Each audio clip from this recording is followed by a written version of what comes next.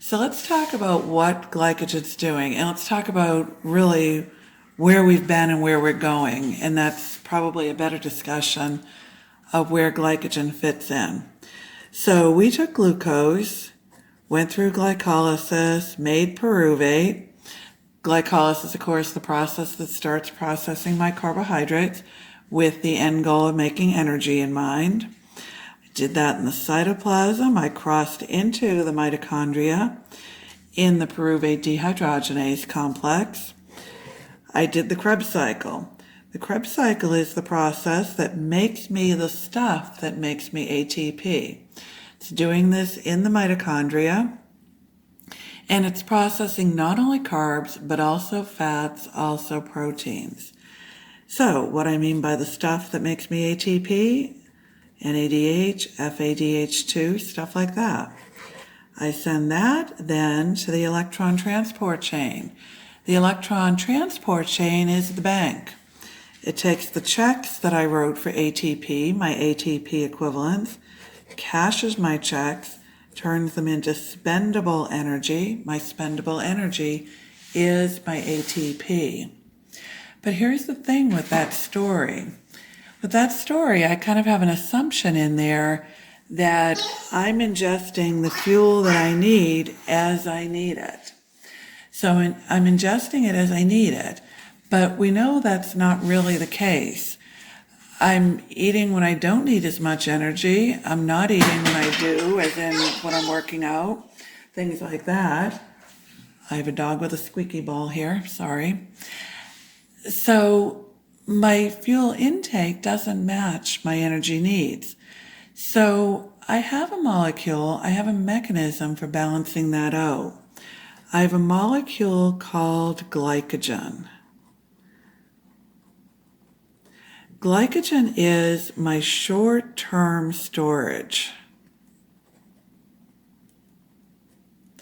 Glycogen's my short-term storage, and it acts kind of like a reservoir, a balancer outer. So I get up and I eat breakfast in the morning. I don't need all that energy, all that fuel, all those calories then. So the first part of my fuel does go to the ATP that I need. The next part I save is glycogen. Then 10 o'clock in the morning, my blood glucose levels are dropping. I'm getting hungry, hangry, and I need my blood glucose levels maintained. I have my glycogen to do that. So it's my short-term storage, kind of my reservoir. Then the other thing we say about glycogen over and over and over is that it's kind of sort of a whole bunch of glucoses hooked together. So in class, quarter 2, we'll talk about that, what I mean by that, the bonds we're forming. Quarter 5, we did that. But the reason I say that so much is, kind of sort of a whole bunch of glucoses hooked together is I want it planted in your head that it's a place to go looking for glucose if I need it, if I'm running short, or it's a place to put extra glucose when I have it. So it's my short-term, quick glucose storage. I put it there quick, so I have that quick idea in my head, short-term storage. If I need glucose quickly, it's my place I can go looking for it and find it, bring my blood glucose levels back up, things like that. So that's what my glycogen is. The PowerPoint, we went through the structure, what carbon I'm bonding to what carbon, things like that. So now let's talk about what's the point, our application story. So what we talked about was 2 different processes. We talked about glycogenesis and we talked about glycogenolysis. And I'm saying it drawn out and kind of goofy on purpose. This is usually the point where all the GL words start multiplying and blowing up on you. We did glycolysis. Now we're doing glycogenesis. We're doing glycogenolysis. We're about to do gluconeogenesis. Then we have all the molecules within those processes that start with GL. So I know I've been hammering you, but I'm continuing. If the word starts with a G, write it out in your notes. So many of them are so close. You have glyceraldehyde 3-phosphate, you have glycerol 3-phosphate. So it saves you the time later when you're studying of seeing G something and thinking, oh no, what was that G? So take the time and write it out. If you want to abbreviate fructose with an F, phosphate with a P, go ahead. The GL words start getting to you. So write them out. Also break them down. When we started glycolysis, and I made a point of saying it's glycolysis, I would have been thinking, yeah, so whatever, why are you doing that? Sugar splitting, great, whatever. But that's what it was, sugar splitting for the purpose of breaking that sugar down, getting the energy out of it. Here I'm doing glycogenesis, generating. I'm generating glycogen. Glycogenolysis, lysis is splitting, breaking down. So I'm breaking down glycogen. So let's start very basically like that. We're doing all of this in the cytoplasm. So again, cytoplasm is where we do, for the most part, storage stuff, our most of the time role. So what's going on in the cell if I'm doing glycogenesis? Well, we said that glycogen is kind of sort of a whole bunch of extra glucose together. Glycogen is my short-term storage. So if I'm making glycogen, that molecule that's lots of extra glucose hooked together, I must have lots of glucose, as in extra glucose. Or if I'm doing glycogenolysis, I'm breaking down glycogen. I'm breaking down the molecule that's a whole bunch of extra glucose hooked together. I must need glucose, be short of glucose. So the word tells you what you're doing, why you're doing it. So that's why it's so important to break the words down. That, and from a very pragmatic point of view, all these words start blurring together on you. And you will get questions, and real life is this kind of question. Here's what I'm doing. I'm eating, I'm not eating, I'm doing this, I'm laying on the couch, whatever. Here's a list of processes. Which ones will happen, not happen, that type of thing. So that's, again, from a pragmatic point of view, why we do the what's the point of the process. From a real life point of view, you're going to get that patient that spends their life living on the couch, eating Oreos and Five Guys burgers or whatever. What's going to happen to their biochemistry as a result of that? So it matters both from a question point of view. More importantly, it matters from a patient point of view. So we said we make glycogen, like all of our storage stuff, in the cytoplasm. We do it primarily in the cytoplasm of two places, in the liver and in the muscle. So I'm in the liver and I'm in the muscle. So that's where my glycogen is. So whether I'm making it or breaking it, that's where I am. So let's talk about the liver first. The liver, we've said many, many times, is like everybody's mama. The liver takes care of everybody. The liver cleans up after everybody. And I say the goofy mama thing because I want you to keep it in your head. The liver takes care of everybody. The liver cleans up after everybody. The liver is very focused on the blood. Where does the blood go? Well, the blood goes everywhere, to all your tissues, to everybody. So my liver is worried about blood glucose levels. It's all about blood glucose levels. So when I eat my food, I go through my steps, I go through all my processes, I do my stuff, and I get glucose in my blood. So then when I have glucose in my blood, some of my glucose will go into my cells, do my steps to make me ATP. What's not needed in my cells to go and make ATP, the liver will save for later. It'll save for later by doing glycogenesis. So it'll make glycogen for me for later.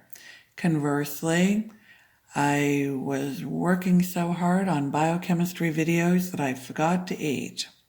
So I forgot to eat and my blood glucose levels dropped.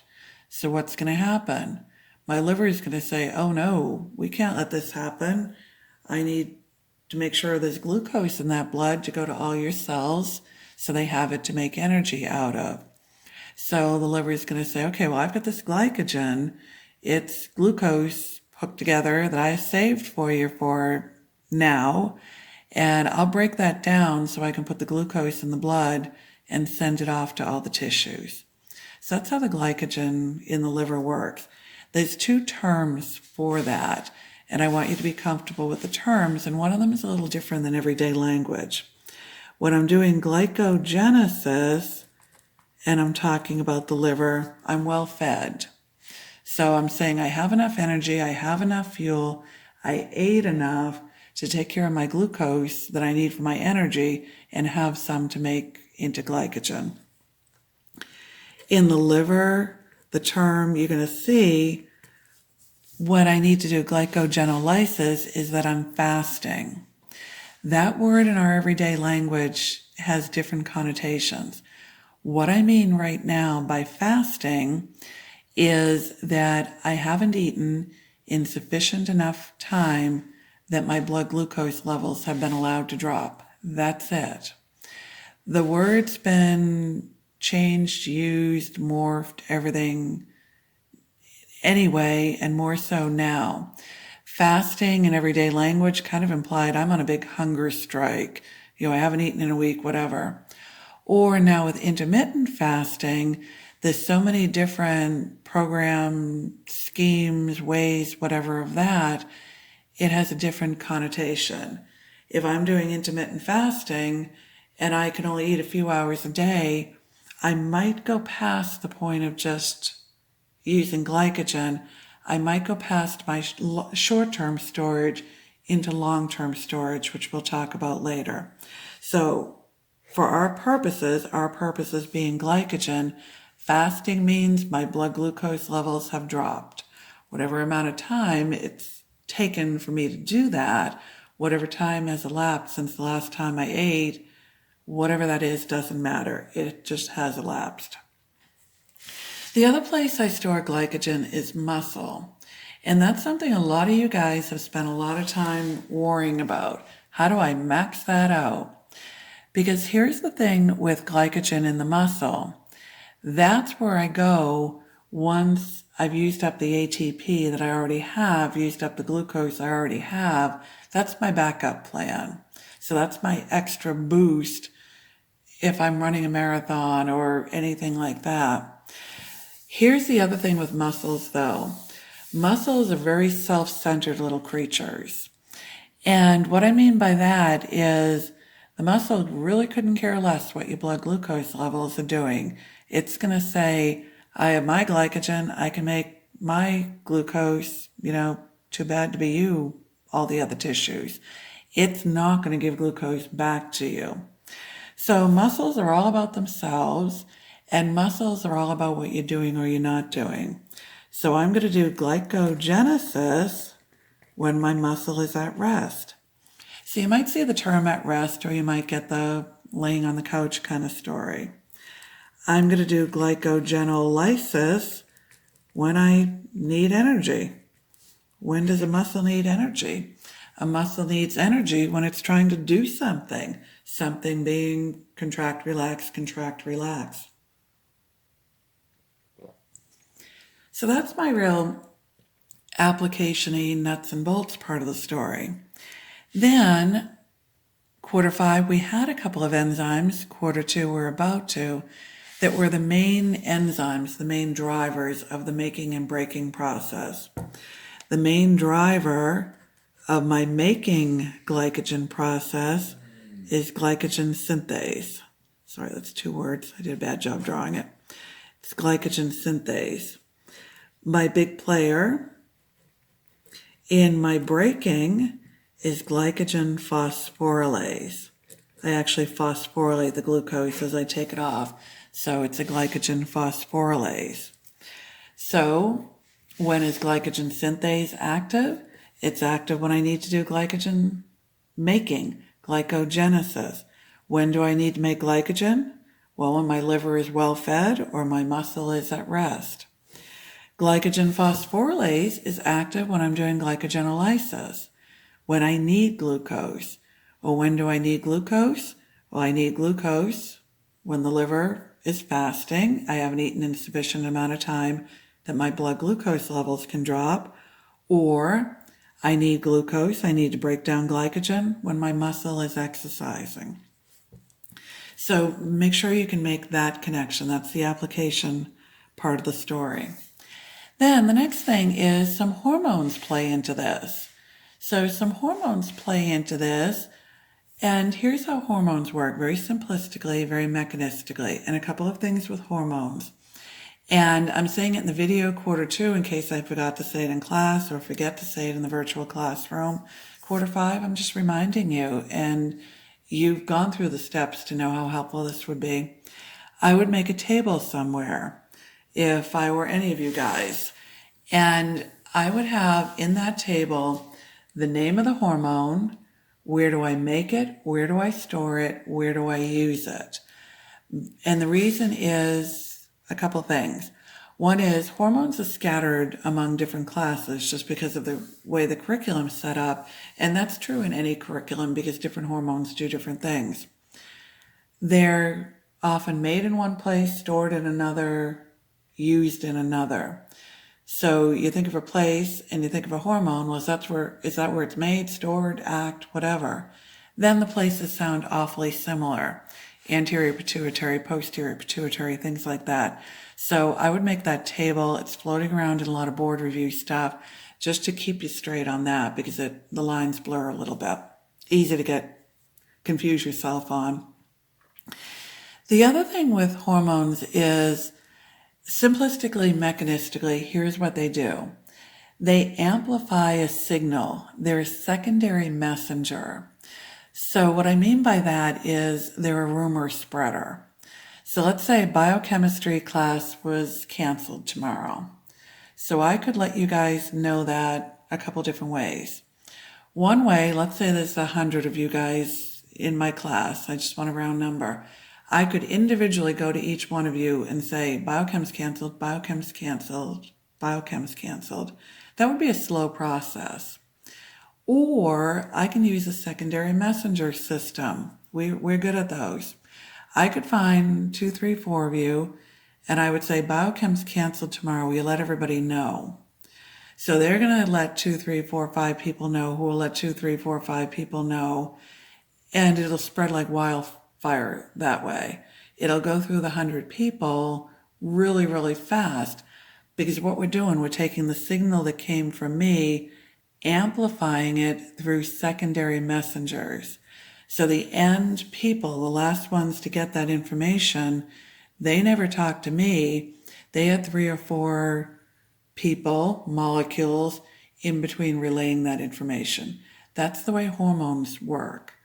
But they also have the same effect that we just had with my little rumor. I got that information around like wildfire. The hormones do the same thing. They get that information around quickly. So we talked about glycogen being a big branched molecule. Glycogen is about fast. So if I can amplify my signal and get the fast thing going, I can either be putting glucoses, and I should be saying, of course, glucosal residues, but I want you to have that glucose idea in your head.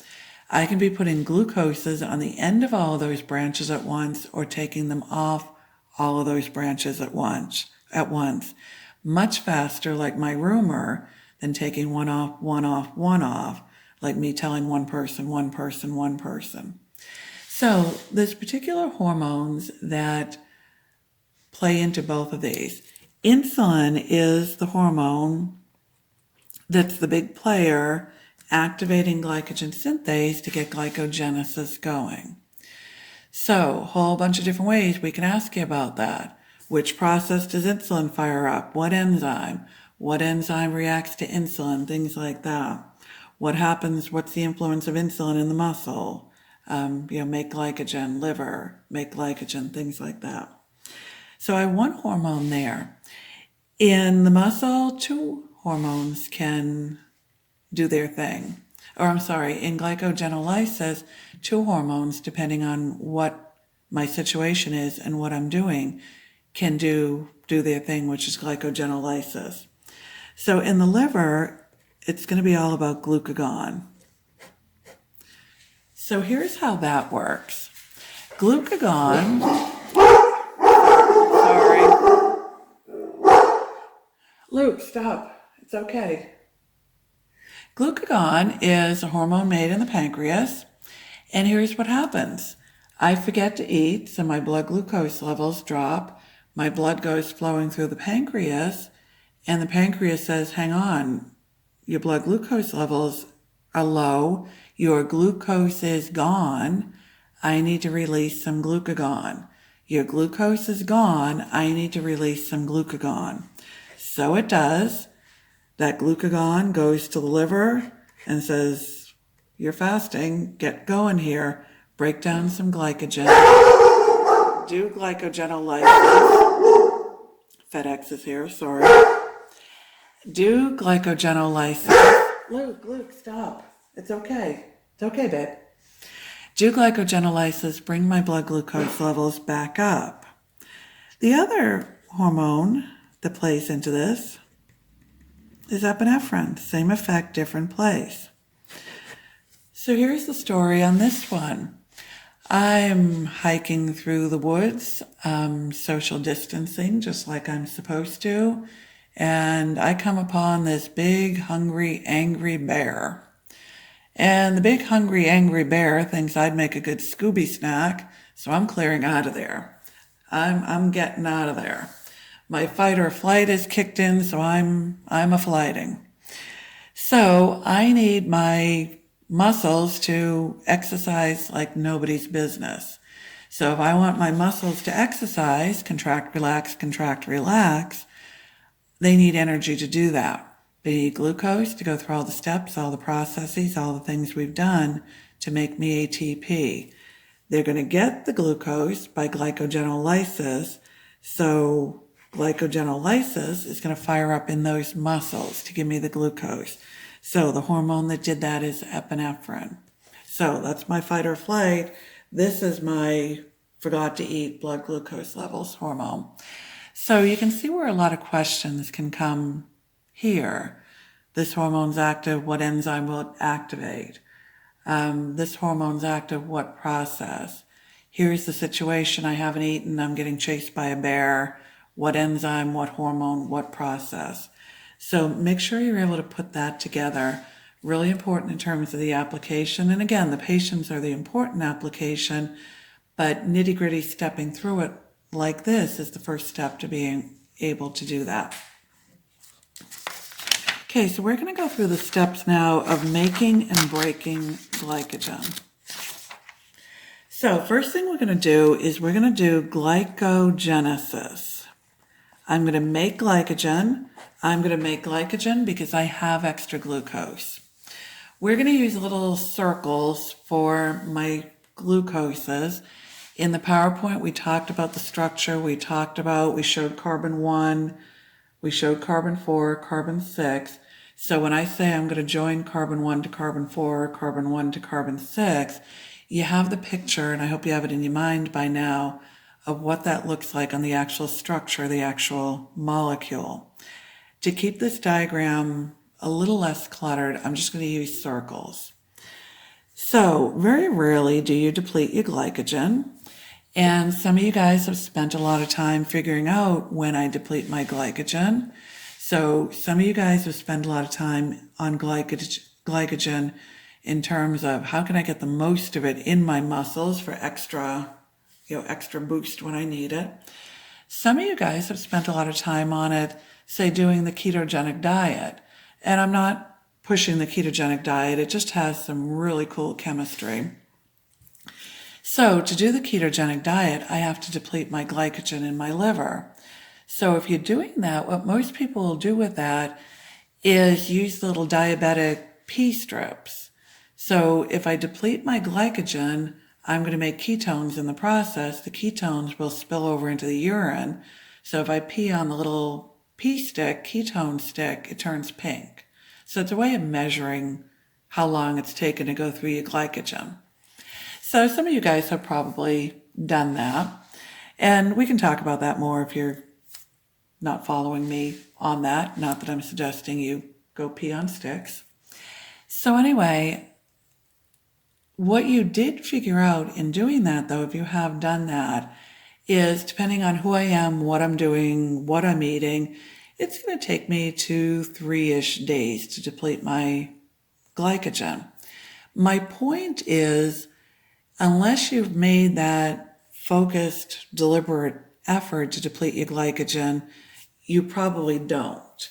So typically what we do is we make the glycogen molecule smaller, then make it bigger, make it smaller, make it bigger. So we usually don't deplete it. If you do deplete it, you start a new one using the hydroxyl group of a tyrosine, and you make a little primer. The little primer's proper name is, it's a glycogen. So I make that little primer called glycogen, and that's my little start. It's a few glucoses hooked together, and that's what I use to start making my glycogen molecule. So then how do I make a glycogen molecule? Well, I've been eating glucose. The first part of my glucose has gone to making me energy. I'm good in the energy department, and I have more glucose that I ate. So I take the glucose that I ate, and rather than going to glycolysis, it's going to go another direction.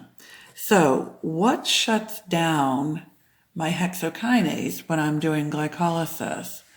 The answer to that is my glucose 6-phosphate concentration. So that's my product inhibition. So I was doing that first step of glycolysis. Hexokinase was chugging along, making me glucose 6-phosphate to finish glycolysis. However, I don't need to. I have enough glucose 6-phosphate now. So hexokinase is going to say, well, my job here is done. I'm done. Shut it down. Glucokinase is hanging out in the wings. It's going to say now, okay, well, little glucose, hexokinase doesn't want you. Come with me. I'll make you into glucose 6-phosphate. I'll do the same thing, but I'll do it for a different reason. So I'm going to make you glucose 6-phosphate. I'll do it for a different reason. So glucokinase also made glucose 6-phosphate, but it made it for storage. But here's the thing. Glucose 6-phosphate isn't the form that I need glucose in to build my glycogen molecule. I need it in the form of glucose 1-phosphate. So I need to make an isomer. I need to take that phosphate off of carbon 6 and put it on carbon 1. Think back to your structure. I'm actually only moving it 1 carbon over. So I'm doing that little mutation of an already phosphorylated glucose. So I'm using phosphoglucomutase to do that. This reaction is actually reversible. So a couple things I want you to keep in mind and do. Start looking for the trends in our processes. And what I mean by that is a making and a breaking process is not going to be the same. You're not going to turn the steps around 100%, but it's going to be analogous. There's going to be a lot of trends that we do the same way. So I'm going to take glucose 6, turn it into glucose 1 to start building my molecule. When I break my molecule down, I'm going to break the glucose off as a glucose 1 and have to convert it into glucose 6 to go into the metabolism. So this process is actually a reversible process. So I'm telling you that now because I want you to look for these trends and cut down the volume of material that you need to remember. If you remember, I convert these two molecules with phosphoglucomutase, regardless of which way I'm going. It's one enzyme you have to remember. Then you just have to know which direction you're going when. If you don't remember that, then you learn the enzyme twice, possibly without putting it together. So you can put a dotted line, a note, whatever. When you're doing your notes, quarter 2 especially, quarter 5, we've said this already. In class, if you need me to stop to give you a chance to write, I'm happy to do that. Obviously, right now, you can just pause me. Either way, take the time to make sure your notes are super clear so that when you go back and look at them later after not looking at them for a year, you know what you meant. You know, what'd that dotted line mean? It means a reversible reaction. Put a note there. This is a reversible reaction. The same reaction I do breaking glycogen down, I just go the other direction, or whatever you need to do. So I have that glucose 1-phosphate. I'm going to go find myself a molecule of UTP now. So remember what we said about molecules ending in TP. TP is triphosphate. The phosphates are the business end, the energy containing end, the energy contained in the high energy phosphate bond. So for our purposes, whether it's ATP, UTP, GTP, CTP, whatever TP, they work the same way. Recognizing, though, that they're not the same molecule. So I take that UTP and I allow, sorry, it's in a shadow. I allow it to react with glucose 1-phosphate. And what I form is a UDP glucose. I take 2 phosphates out of the equation. They can go join on to something else, whatever. So I have that UDP glucose. I have 2 phosphates left in the mix. UDP is like a carrier. So what UDP glucose is going to do is it's going to go and hook that glucose onto the chain. The UDP will drop off the glucose, form a 1,4 bond in the linear part of the chain. Glycogen synthase will do that. And UDP was simply the carrier. It'll go get a phosphate back, do it all over again. So I keep going doing that. I eat another glucose, becomes G6P, G1P, find a UTP, make a UDP glucose, hook it onto the chain, hook it onto the chain. And I keep building my chain. I'm trying to build my chain into a place where I have room. So anyway, I keep building my chain. So what I'm going to do then, depending on what book you're reading, every 6, 7, 8, 9, 10 glucoses, 6, 7, 8, 9, 10 residues, I'm going to go and make myself a branch. So when I say I'm going to make a branch, I don't just pick a point and start a new chain. What I do is move a piece, and you're going to see this concept of moving a piece carry through to the breaking part. So I'm going to take a piece off the end. Again, 6, 7, 8, 9, 10 residues, whatever, depending on what book you're reading.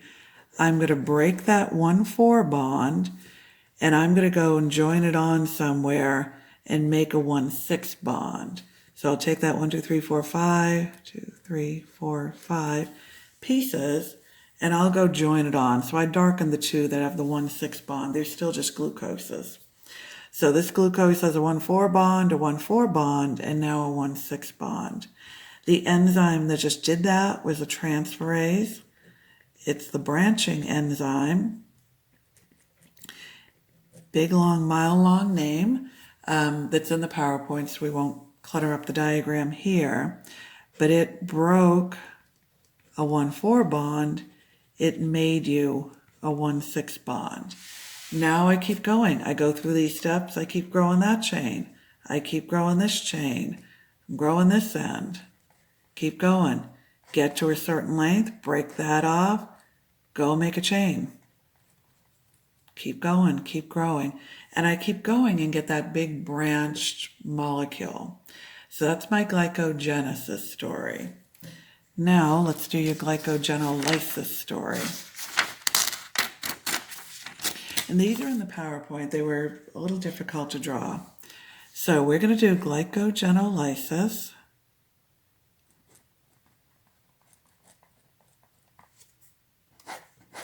I'm just not a good artist. That's probably where all my complaining is coming from about difficult to draw. So I'm going to try to draw you, and those are all joining.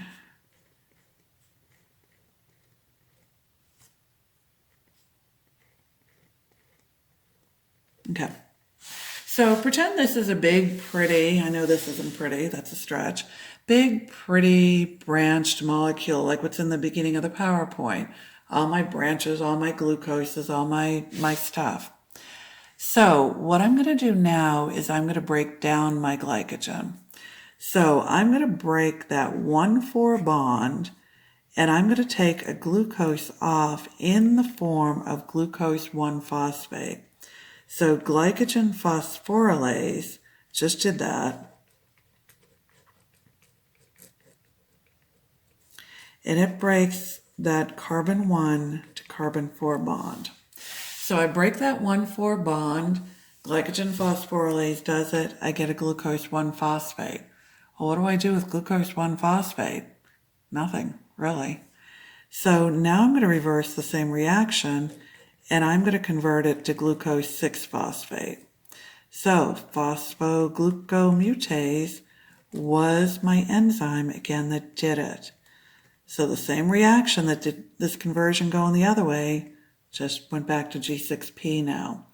So again, make a note, whatever you need to do to make a note saying don't learn this twice. So whether it's a dot and arrow, whatever. So I get glucose 6-phosphate. I can do a couple things with it. Quarter 2 will come to this in about a week, but I can take that phosphate off, go back to glucose. Glucose 6-phosphatase does that. That's my gluconeogenesis step. That can go out into the blood. If I'm in the liver, go for it. Go and make energy, go where it needs, whatever. Or I can send that glucose 6-phosphate into glycolysis. I might be breaking this down in the muscle and I need it now, need it there. So I can go whatever direction with it.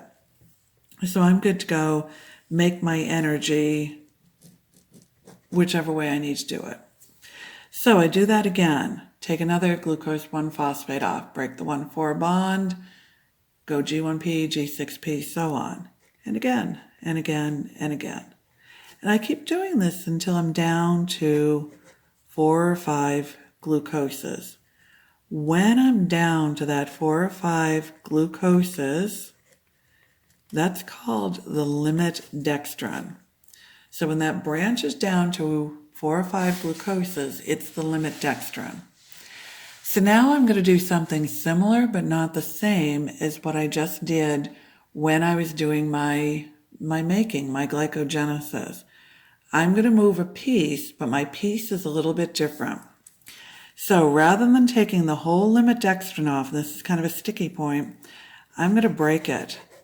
I'm going to take all but one of those glucoses off. So I'm going to break it between the first and second one, and I'm going to take that piece that we'll say that 4, and I'm going to go put it on the end of a chain. So I'm going to go put it on the end of a chain that I have. Then I can just keep breaking down, so on. Then the enzyme that did that is a D-branching enzyme, another transferase. So in glycogenolysis, the D-branching enzyme broke a 1,4 bond and it made a 1,4 bond. So it broke in between here, took that piece and put it on the chain over here. So there's a difference. My branching enzyme breaks a 1,4, makes a 1,6. My D-branching breaks a 1,4 and makes a 1,4. So you can see where that's going with questions and everything. Then I'd gotten ahead of myself. Let's say I had another branch over here. So I had others, I took it off, and I'm just going someplace where I have room. So I had a branch, so that little guy that's left, we'll say it's that little guy over there. So now I have that 1 glucose left. So now I can take that 1 glucose off. When I take it off, you'll hear the term free glucose. Get comfortable with that. What I mean by a free glucose is I have a glucose not attached to anything. So it's a glucose, nothing phosphate, glucose, no phosphate, just plain old glucose with nothing attached to it. The enzyme that got me that free glucose is called glucosidase, and it broke a 1,6 bond. So you can definitely see at this point where this is going. Which enzyme broke this bond, made this bond, that kind of thing. All the following enzymes make or break whatever bond except. So sounds a little nitty-gritty picky, absolutely is nitty-gritty picky, but I've seen you guys make charts, this one makes, this one breaks, whatever, make this big memorization mess. Don't do that. Tell yourself the story. So after the video, sit down and try to make this diagram and walk and talk your way through it. When you get stuck, go back to the video. But if you can do it as a story, that's going to make it stick in your head. Random facts don't stick. So go through and do your story. I have a question for you though. What form does the majority of the glucose come off of glycogen in? Do I take off more glucose as G1P or plain old glucose? Well, since the free glucose is just the end, so it's 1 in 6, 7, 8, 9, 10 of the glucose is coming off. The number one form, the primary form of glucose I take off of glycogen is glucose 1-phosphate. So the number one form is glucose 1-phosphate. Most of the glucose comes off in the form of glucose 1-phosphate, is what I mean by that. You get glucose 6-phosphate from the glucose 1-phosphate, but the glucose 1-phosphate is the product of glycogenolysis. So totally splitting hairs. The important part, of course, is what you're doing with it and why, but you'll get questions or can get questions that split those hairs. So anyway, that's glycogen, and that's the end of this video.